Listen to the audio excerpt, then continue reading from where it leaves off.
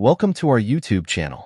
Today, we're diving into the insightful world of Dare to Lead by Brené Brown. In this video, we'll explore the core themes and key takeaways from this empowering book on leadership. So, grab a cup of coffee and let's get started. But before we dive into the content, I kindly request a moment of your time to appreciate this video by liking it, subscribing to the channel, and ringing that notification bell. Your support means a lot to me. Thank you so much.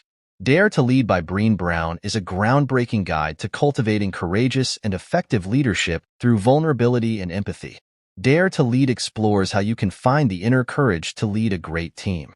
Drawing on Brown's personal experiences as a leadership coach, as well as recent research, these blinks explore how you can harness your emotions, quash your fear of failure, and become a daring leader in an increasingly competitive world.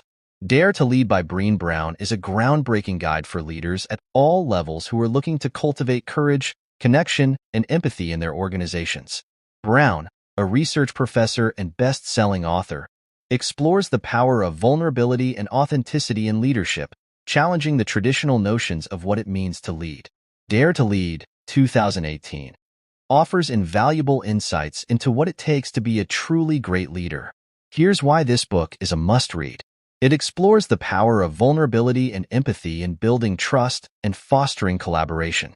The author's research-based approach provides a solid foundation for her practical, actionable advice. It challenges conventional leadership wisdom, introducing a refreshing and innovative perspective on what it means to lead. Those are the individuals who truly deserve to immerse themselves in this extraordinary book. Business psychology buffs seeking new insights. Leaders searching for a fresh perspective to connect with their team. Anyone trying to build their courage in the workplace. Here is a sentence showcasing the greatness of a quote of this book. The courage to be vulnerable is not about winning or losing. It's about the courage to show up when you can't predict or control the outcome. Brené Brown. Brené Brown is a research professor at the University of Houston, specializing in courage and empathy research. Her 2012 book, Daring Greatly, was a New York Times bestseller. Her TED Talk, The Power of Vulnerability, has over 50 million views and is one of the top 5 most viewed TED Talks of all time. Throughout the book, Brown shares compelling stories, research findings, and practical strategies that encourage readers to embrace vulnerability as a strength rather than a weakness. She argues that true leadership requires authenticity, courage, and a willingness to take risks. One of the key messages of Dare to Lead is the importance of cultivating a culture of trust within organizations. Brown emphasizes the need for leaders to build strong relationships with their team members based on honesty, respect, and open communication. Another central theme in the book is the role of empathy in effective leadership. Brown suggests that leaders who demonstrate empathy and compassion are better equipped to connect with their team members, understand their perspectives, and inspire them to achieve their full potential. One of the core concepts in Dare to Lead is the idea of rumbling with vulnerability. Brown encourages leaders to engage in honest and open conversations, embrace discomfort, and lean into vulnerability as a means of building trust and fostering deeper connections within their teams. It explores the transformative power of courageous leadership in driving meaningful change and inspiring others to take bold action. Brown challenges readers to step out of their comfort zones, overcome their fears, and lead with authenticity and conviction. Here are some invaluable insights gleaned from this captivating book. I trust you will find them exceedingly beneficial. Feel free to delve deeper into its wisdom and let it inspire new perspectives and ideas in your journey. 1. Begin your leadership journey by reframing your idea of vulnerability. Let's start by asking a bold question. What makes you feel vulnerable? Even though vulnerability is a universal feeling that we all experience, we still sometimes associate it with weakness or feeling inadequate. We worry that admitting we don't know all the answers will make us look stupid. So rather than exposing ourselves to others and allowing for moments of genuine connection and problem solving, we reach out for our emotional armor, we put it on, and we create barriers between us and our coworkers, between us and the challenges we face, between us and our emotions, between us and true moments of understanding and connection with our team. Far from being a weakness, practicing real vulnerability is a superpower. It will transform you from a mediocre leader into a great leader. And this is our first key message. Being vulnerable is an act of courage. It involves saying what's on your mind and being honest with yourself and your team. The original word for courage comes from the Latin word cor, or heart, and it meant to speak your mind by telling your heart.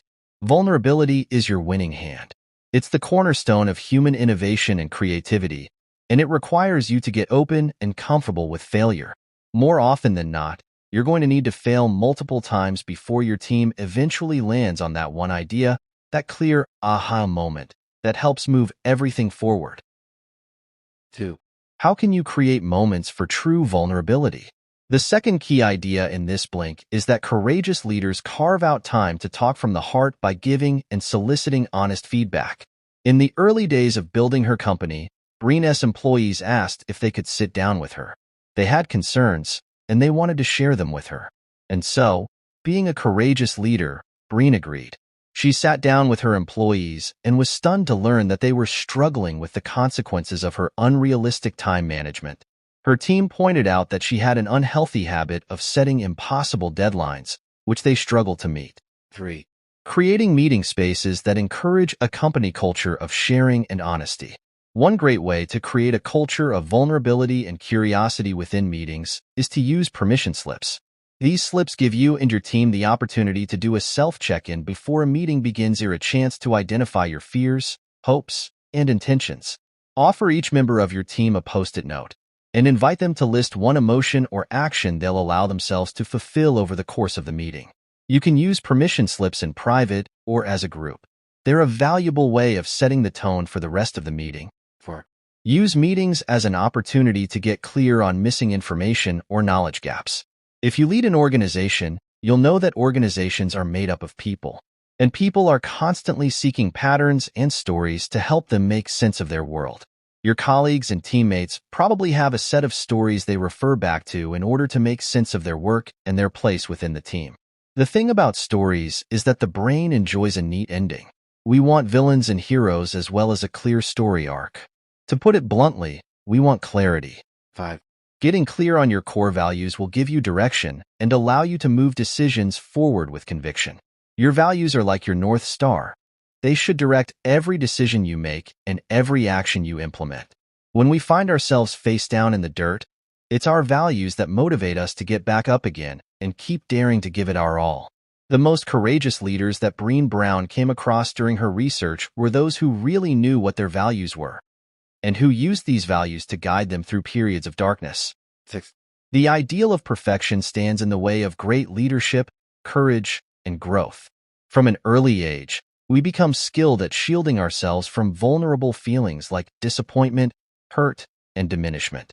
We build walls around our behaviors, emotions, and thoughts and use them to protect ourselves from the big, bad world.